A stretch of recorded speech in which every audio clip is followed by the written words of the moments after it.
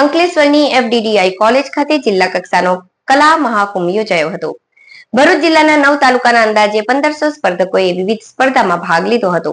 અંકલેશ્વર હાંસોટના ધારાસભ્ય ઈશ્વરસિંહ પટેલ દ્વારા કાર્યક્રમને ખુલ્લો મૂકી કલા મહાકુંભનો પ્રારંભ કરાવ્યો હતો. રમતગમત, યુવા અને સાંસ્કૃતિક પ્રવૃત્તિઓ દ્વારા પ્રેરિત જિલ્લા યુવા અને સાંસ્કૃતિક પ્રવૃત્તિઓની કચેરી ભરૂચના ઉપક્રમે તથા અંકલેશ્વર જીઆઈડીસીમાં આવેલ એફડીડીઆઈ કોલેજના સહયોગથી ભરૂચ જિલ્લા કક્ષા કલા મહાકુંભનું અંકલેશ્વરની એફડીડીઆઈ કોલેજ ખાતે આયોજન કરવામાં આવ્યું હતું. આ કલા મહાકુંભ પ્રસંગે ધારાસભ્ય ઈશ્વરસિંહ પટેલ, જિલ્લા વિકાસ અધિકારી યોગેશ કાપસે, જિલ્લા યુવા વિકાસ અધિકારી મીતાબેન ગાવલી, અંકલેશ્વરના મામલતદાર કરણસિંહ રાજપૂત ઉપસ્થિત રહ્યા હતા અને ધારાસભ્ય ઈશ્વરસિંહ પટેલના હસ્તે દીપ પ્રાગટ્ય દ્વારા કલા મહાકુંભને ખુલ્લો મૂકવામાં આવ્યો હતો. જોકે તાલુકા કક્ષાનો કલા મહાકુંભમાં 14 કૃતિઓ રજૂ થઈ હતી, જેમાં અલગ અલગ કૃતિઓમાં પ્રથમ આવનાર સ્પર્ધકોએ જિલ્લા કક્ષા મહાકુંભમાં ભાગ લીધો હતો. જિલ્લા કક્ષાના કલા મહાકુંભમાં લોકનૃત્ય, ગરબા, રાસ, સમૂહ ગીત, લગ્ન ગીત, સર્જનાત્મક કારીગરી, ચિત્રકલા, લોકગીત, ભરતનાટ્યમ સહિત 23 કૃતિઓનો સમાવેશ કરવામાં આવ્યો હતો.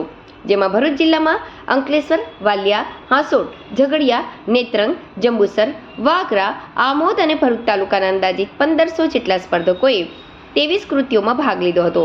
આ પ્રસંગે પ્રાંત યુવા વિકાસ અધિકારી સ્વાતિબેન ભોઈ, અંકલેશ્વર ઉદ્યોગ મંડળના પ્રમુખ હિંમત સેલડિયા, નોટિફાઈડ એરિયા ભાજપના પ્રમુખ જય તેરૈયા સહિત એફડીડીઆઈના આચાર્ય સહિત સ્પર્ધકો ઉપસ્થિત રહ્યા હતા. જિલ્લા કલા મહાકુંભનો આજે શુભારંભ જ્યારે થઈ રહ્યો ત્યારે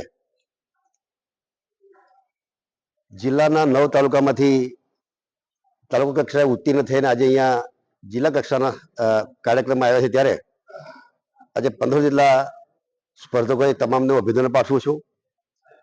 એમનામાં રહેલી સુશક્તિ ઉજાગર કરવાનું આ જે પ્લેટફોર્મ છે ત્યારે ભૂતકાળમાં પણ જોઈએ છે આપણે કે દરેક કલાકારો પોતે પોતાના પ્લેટફોર્મ મળે તો એ સ્વાભાવિક છે કે આગળ આવી શકે.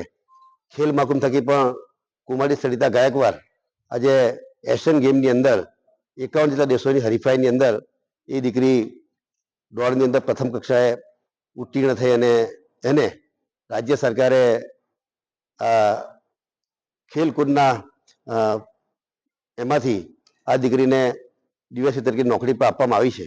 આવા અનેક મહિલાઓ જે છે કે જેમને આવા પ્લેટફોર્મ મળેથી પોતે પોતાની શક્તિ ઉજાગર કરતા હોય છે અને એમાંથી એ ઉત્તીર્ણ થતા હોય ત્યારે આજના જે અહીંયા 9 તાલુકાના 15 જેટલા સ્પર્ધકોએ તમામને હું ખૂબ અભિનંદન પાઠવું છું.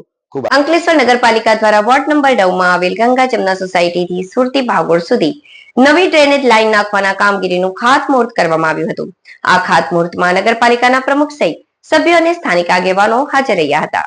અંકલેશ્વર નગરપાલિકા દ્વારા વિકાસના વિવિધ કાર્યો હાથ ધરવામાં આવ્યા છે, જેના ભાગરૂપે આજરોજ નગરપાલિકાના વોર્ડ નંબર 9 માં આવેલ ગંગા જમના સોસાયટીમાં નવી ડ્રેનેજ લાઈનના કામનું નગરપાલિકાના પ્રમુખ લલિતાબેન રાજપુરોહિતના હસ્તે ખાતમુહૂર્ત કરવામાં આવ્યું હતું. રૂપિયા 58 લાખના